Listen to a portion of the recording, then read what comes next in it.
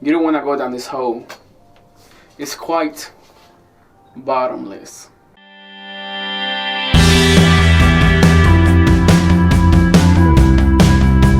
What is going on, everybody, and welcome to Duel Some Now, channel for Duelists by Duelists. I am Wolf Sama, but you can call me Wolf, Doggy, or Mutt, your choice. And on this video, we're gonna start learning how to play Yu-Gi-Oh! And notice I said we're gonna start learning it because Yu-Gi-Oh! Can be quite a complicated game, especially for newcomers. So we decided to make multiple videos explaining the game as clear and as simple as possible. However, if you are a returning player to the game, you might want to skip down all the way to how to summon for rules on Pendulum and Link monster mechanics. If you guys could leave a like on this video or subscribe to the channel to help it grow, it will be most appreciated. But anyways, that's enough of that. Let's get right into the video. Get to know your card types and basics. Before you even pick up a deck, you need to figure out what you'll be putting in it first. So let's take a look at the cards we currently have in the game, and then let's talk about the basics on how to create a deck. Let's take a look first at the main deck cards. This is a normal monster, also known as a vanilla monster, because they have no effect on their text box. Just a description or summary on what the card is about, and its type or types. Also take a look over here on all monster cards. This is the attributes such as wind, fire, earth, water, light, dark, and in rare cases divine, because the attribute of the card can be relevant and sometimes critical on how you choose to play the game. These cards are easily recognizable by their light brown dry sandy color. These cards don't see much play because they usually don't do anything themselves, but sometimes are played to extend combos with the help of other cards. Next we have the effect monster, and as you can see, it's very similar to the vanilla monster, but unlike the normal monster, this card is much powerful, not because of its attack, but because of its effect. All effect monsters have their own unique effect, and you can do a large amount of things with them depending on your style. These cards are also easily recognizable by their dark brown, wet sandy border. Then we have the pendulum monsters. They're the same as effect and vanilla monsters when you look at them like this. But as you can see, they have an extra text box and scales. This allows you to special summon more monsters from the hand or the extra deck. But these cards can be much more powerful since you can use them as continuous spell cards. We'll talk about pendulum monsters more in a separate video. Now, for our final main deck monster, we have the ritual monster. These cards are very different from the rest. First thing you might notice is the color of it. All ritual monsters are blue, but unlike the rest of our previous monsters, all ritual monsters must be special summoned by their own unique ritual card and other monsters to sacrifice, usually equivalent to the monster's level you're trying to summon or greater. While they all have their own unique ritual cards, there are other means to summon them. We'll talk more about ritual monsters and how to summon them on our summoning mechanics video. Now let's take a look at a spell card. As you can already see, these types of cards don't have a level, attack, or defense, and the border color is a greenish teal color. Unlike monsters, spell cards can be quite powerful because you can use as many as you want in a single turn, as long as you can meet the requirements or it says otherwise in the text. And spell cards also have their own types, which you can see up here. This is a normal spell card because of its lack of symbol. This is a quick play spell. This symbol allows you to activate this card during your opponent's turn if it was set. This is a quick spell, a card that attaches to a monster, either yours or your opponent's. This is a ritual card. It allows you to summon a specific monster just like the one we talked about earlier. This is a continuous spell card. This type of card stays in the field for multiple turns or until it gets destroyed. And last is the field spell card, which is pretty similar to the continuous spell card, but instead of going down here, it has its own spot in the field. We'll go more in depth about spells in a later date.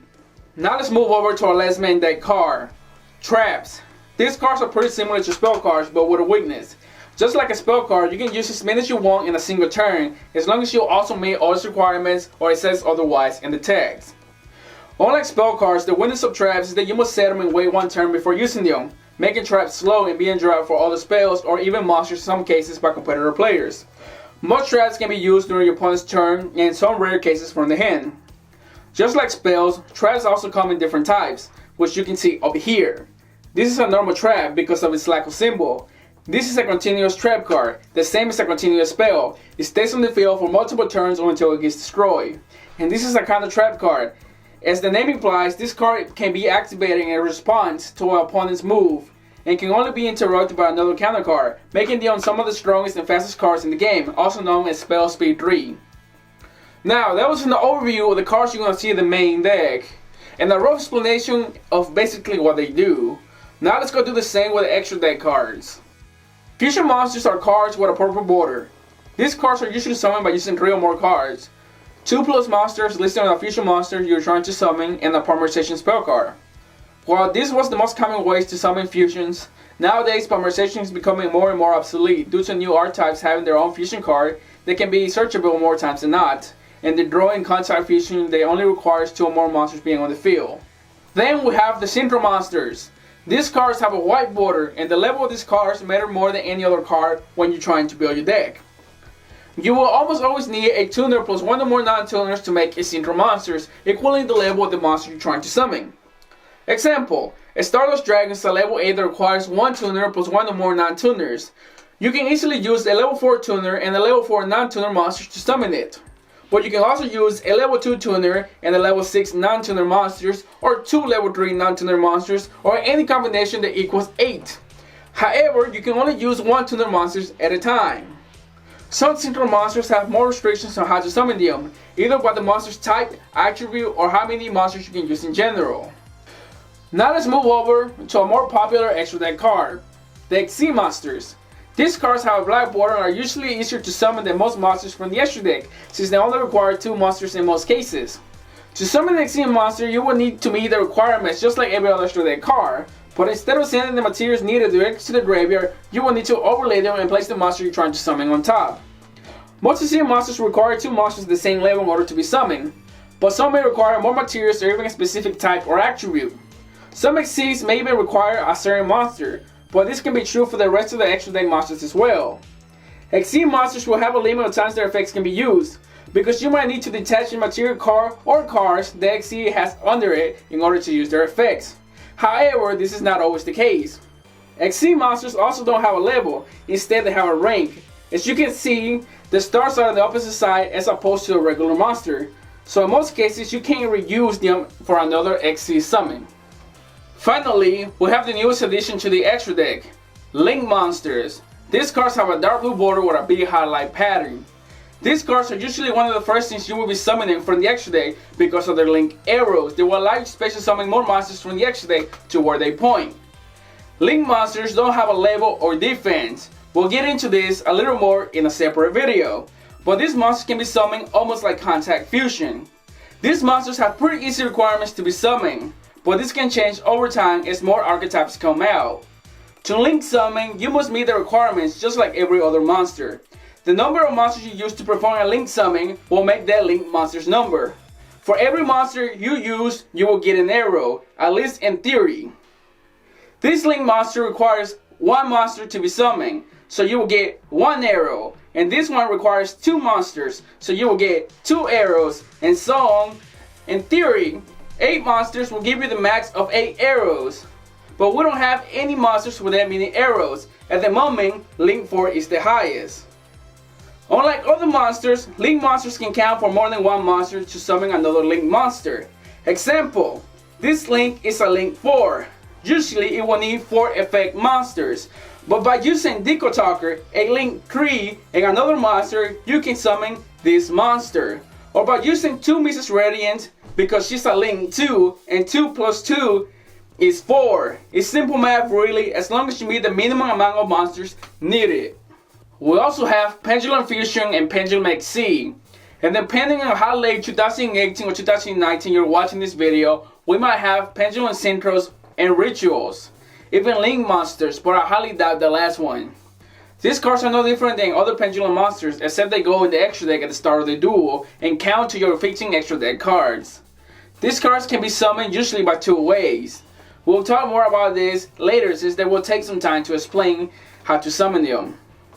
Those are all the types of cards we currently have in the game as of mid-2018. Well, unless I hope so. But just in case I miss any, let me know that right below in the comments, and I'll try to cover those as well. Now that we cover all the types of cards in the game, let's go and check out how to create a deck. Well, at least the basis of it. Every player's deck needs to meet the following requirements.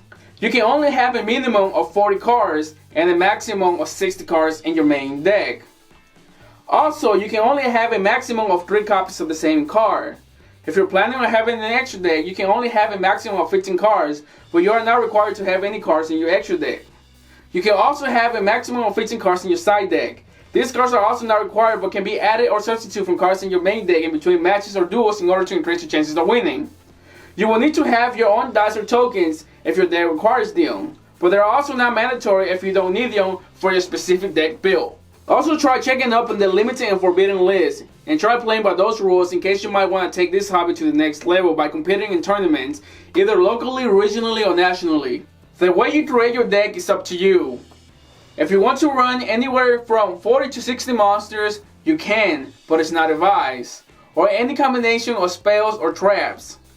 Most decks back in the day used to use the 20-10-10 system, 20 monsters, 10 spells, and 10 traps, but nowadays it's completely random depending on your playstyle. Some of the most popular builds I've seen is 23 monsters, 12 spells, and 5 traps, or 26 monsters and 40 spells. Like I said, traps are not as used as much as before, but that doesn't mean they're not good. If you play traps right, they can still win you the game or slow your opponent down enough to where you have all the advantage. But anyways, that was all I have for this video, but soon we'll have more 101 videos going into more details about some of the cards we talked about today, as well as the rulings they must follow. We're also going to cover the phases of the game as well as some of the mechanics. But anyways, if you guys enjoyed this video, don't forget to drop a like, and to not miss any future Yu-Gi-Oh content, don't forget to subscribe. But until then, keep on shuffling. Hey, thanks for watching all the way to the end. If you enjoyed this video, don't forget to leave a like. And for future deck profiles, unboxings, and card rulings, and everything else Yu-Gi-Oh, don't forget to subscribe. This is currently the only video we have out at the moment, but at the chance we'll already have more content out, you can check it out now. If you like anime, check out Anime Some Now, the main channel to this channel. But anyways, I told you this game was quite bottomless. But until next time, stay safe.